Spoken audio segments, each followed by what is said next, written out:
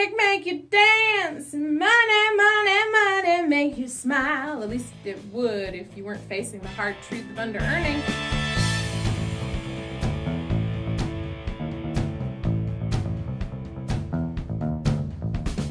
Hi, I'm Lisa Robbin Young, and this is Creative Freedom, your dose of empowerment for creative entrepreneurs, where can-do inspiration and how-to education collide to help you own your dreams without selling your soul. Today we're looking at the 5 symptoms of under-earning, things that trigger us to behave in ways that undermine our success. Now, I identified these core symptoms after years of research and work on myself because I am my own guinea pig, and I teach you what I've learned the hard way so that you don't have to. These symptoms manifest differently for different people, different habits, stories, and behaviors. And some creative types are more prone to certain symptoms than others. So today, you're getting a glimpse into what I've experienced personally, as well as what I've seen over the years with my clients. And I've distilled it down into what I believe are the common core symptoms, patterns, or traits that most under-earners face. In fact, I struggled with all of these at one point or another in my entrepreneurial adventures. I still practice vigilance because it's a slippery slope. Now, demonstrating these behaviors occasionally, once in a while, may not be a sign of under-earning. Could be a sign of fatigue or overwhelm or any number of other things. But if you recognize these symptoms as commonplace in your life or work, it's time to reclaim your power, build your confidence, and get back on track, because under-earning has little to do with the number of zeros in your bank account and a lot more to do with the stories, habits, and triggers from your mind. And to that end, let me just say that money stuff can be triggering for folks. So if you know you've got trauma around money stuff, please get help. I'm not a doctor, and this is not therapy. So before you jump into any program that deals with any traumatic triggers, including this episode, please make sure you're taking care of yourself in the best way possible. Okay, are you ready? Let's get started. Number 1, indifference to the chaos in your life and finances. This one hits chaotic creatives a little harder than most because it's part of your wiring. You see the chaos around you and you think it's natural. Under-Earners Anonymous says, "We put off what must be done, and we do not use our time to support our own vision and further our own goals," end quote. This may also show up as indifference to schedules or deadlines, getting bored with stability and routine so that you chronically create unnecessary conflict, or you generate problems that result in financial distress just to keep things interesting.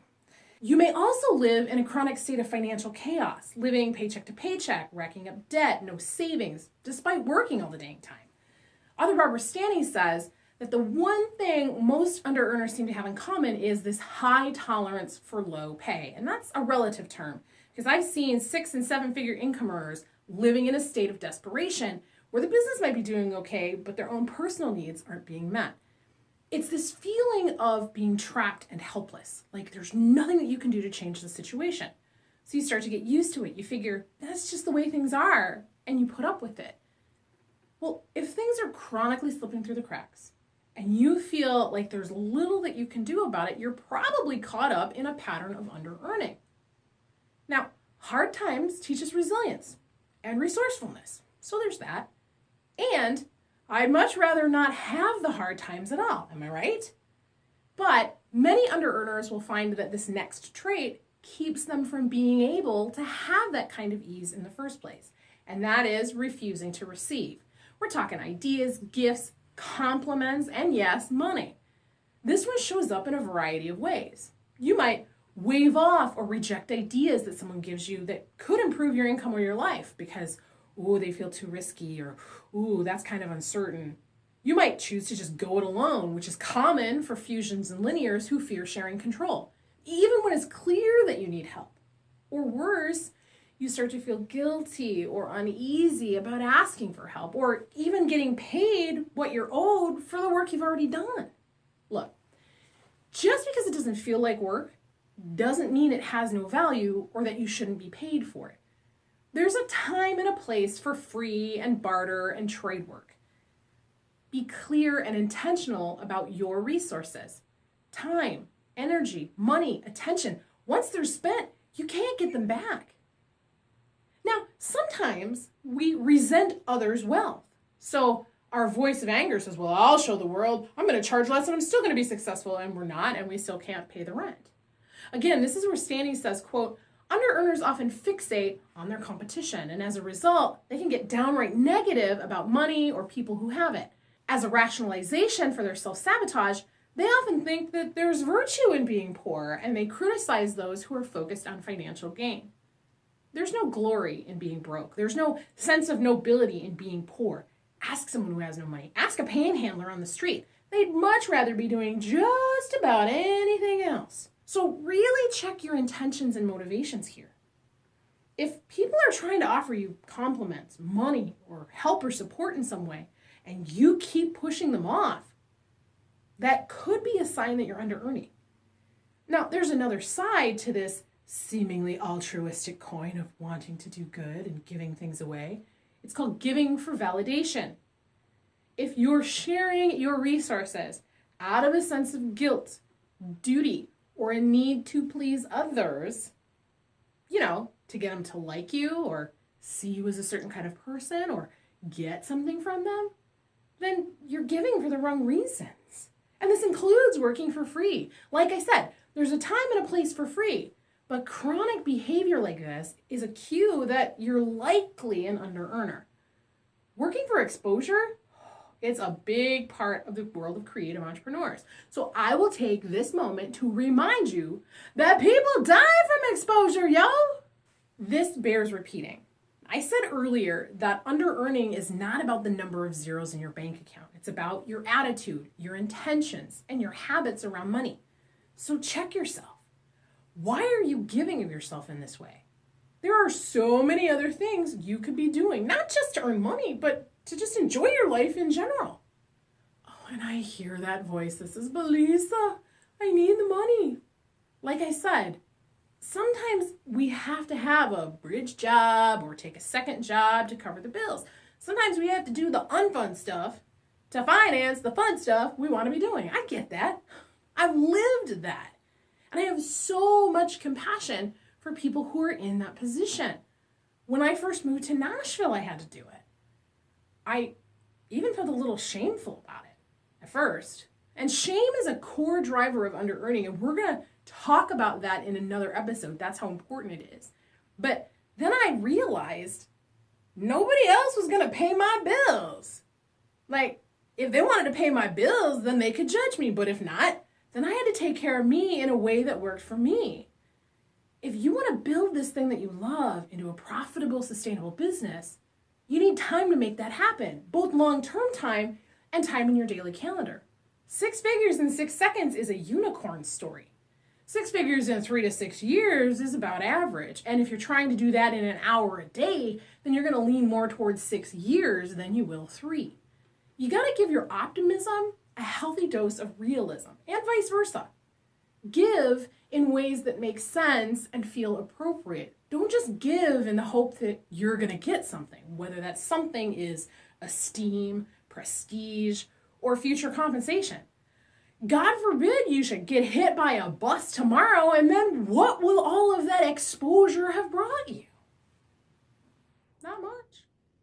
Okay, on to symptom number 4, neglecting yourself or your business. Linears have a tendency to overwork and underplay. Chaotics will work in cycles of do and then don't. That alone is not a sign of under-earning. But if you find yourself in a chronic pattern of overwork to exhaustion and then underwork or cease work completely, that's a sign that you're neglecting yourself and in turn, the business. Or how about this? According to Underearners Anonymous, quote, sometimes out of fear of being larger or exposed, we experience physical ailments. That's right. Under-earners will manifest physical ailments in order to keep themselves from growing beyond their comfort zone. Ironic, isn't it? That we would unconsciously sabotage our success like this? Now, while not every illness is a sign, a pattern could be something worth investigating further.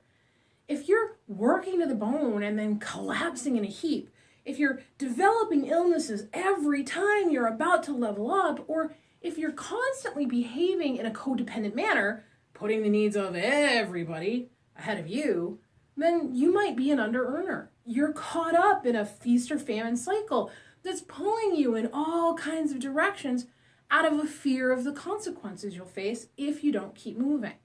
The consequences we fear, however, are rarely as awful as we fear them to be.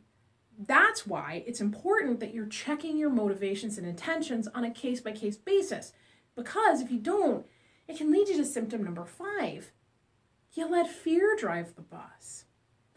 Under-earners may also self-sabotage by not following up on opportunities, leads, or jobs that could be profitable. You may start lots of things and never finish them, regardless of your intentions. And oh, will you justify? That justifying and rationalizing often comes out of a feeling of being trapped in a no-win situation, like you have to choose from a bunch of really crappy options. Oftentimes, though, those rationalizations are excuses because fear is driving the bus and we're not comfortable with the idea of taking back the wheel. Safety and stability are important, yet being a business owner comes with a degree of risk. If most of the financial decisions you're making are based on not losing what you've got, and you're in a constant state of fear-driven anxiety over your money decisions, you could be living as an under-earning creative entrepreneur. So, how do we overcome these symptoms of under-earning? Well, it takes vigilance to spot and deal with these symptoms. You really do have to examine each instance on a case-by-case basis and then be ruthlessly honest with yourself. Look at the truth of your numbers. Look at the stories you're telling yourself and be willing to do the work to retrain your brain to make more empowering decisions and then stick with them. When you do, well, Bruno has the right idea. Oh, it's not complicated, so this won't take a while. You see, music make a dance and money, money, money make a smile. Remember, exhibiting one or even all of these traits once in a while isn't what makes for an under-earner. It's when these traits recur regularly, chronically, and consistently that you've got a case of under-earning going on. Now, if you need help, join us for Overcoming Under-Earning for Creative Entrepreneurs. It's a program I developed to help you unpack the specific habits and patterns that are cropping up time and time again for you so that you can begin to build a solid financial foundation and move confidently toward financial freedom. You can learn more about Overcoming Under-Earning for Creative Entrepreneurs at lisarobbinyung.com/under-earning. I will put a link in the description so that you can just click and go. So now it's to you. What under-earning symptoms are a recurring theme for you? How has that affected your pricing or your income? What are the stories you're telling yourself about that? Share your thoughts and ideas in the comments, and let's be a rising tide for everybody. And in the member area this week, you will find a guided meditation that I developed for the Overcoming Under-Earning program. One that helps you shift your mindset about pricing, value, and your own sense of self-worth. Not a member yet? Well, what are you waiting for? It's free, yo! And when you join, you'll also get access to the show transcripts and other bonuses that are only available to members of our Rising Tide. Remember our live Q&A on my Facebook page this week. We're going to be talking about these 5 symptoms of under-earning. So check the website for more details. If you liked this episode, yay! Subscribe! Share us around with your friends! Sharing is caring, after all. Now, next week, we're going to take a closer look at overwhelm and what to do when you're knee-deep and you still have to keep going. I hope you'll join us for that next time. And until then, for more inspiration and education to help you own your dreams without selling your soul, come see what's shaking over at lisarobbinyung.com. You know you want to.